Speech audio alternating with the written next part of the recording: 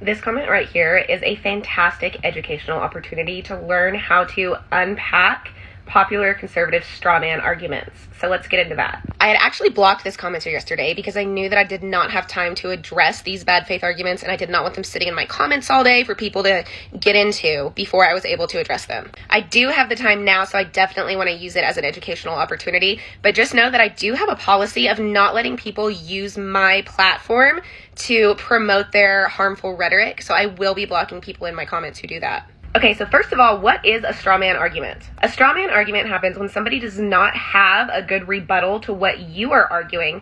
So instead, they bring up a separate argument that seems connected at first to try to get you to engage with their second argument and drop the first one in the process. It's kind of like when your dog has your shoe and you try to trade him a bone for it.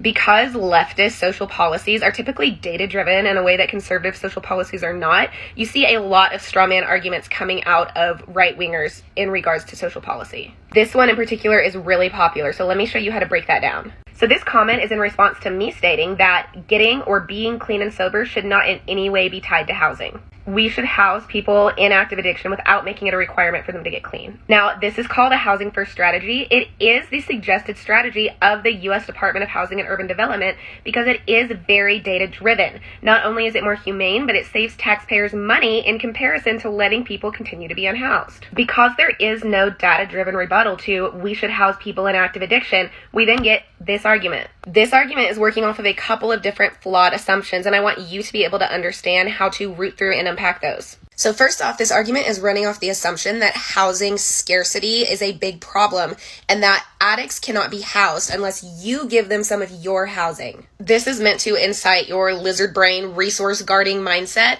and not let you think clearly about what is actually best in this situation. It is a very bad faith argument and is also blatantly untrue, as you can see here. Refusing to aid chronically homeless people, many of whom are addicts, costs $35,000 per person per year to you, the taxpayer. In contrast, actually housing them would cost about a third of what it costs to ignore them. But there's a secondary underlying theme going on here that I also want to unpack because it's kind of more insidious. This argument is working off the assumption that when two people have unequal social footing, so me, who is housed, versus somebody who is in active addiction and unhoused, this argument is implying that in that situation, the feelings of the person with a higher social status about the person of a lower social status have the power to impact and change that person's rights. Your personal boundaries about your interpersonal relationships with people experiencing active addiction actually have no impact on those people's rights. Okay, now go forth and use this education on all right-wing straw man arguments.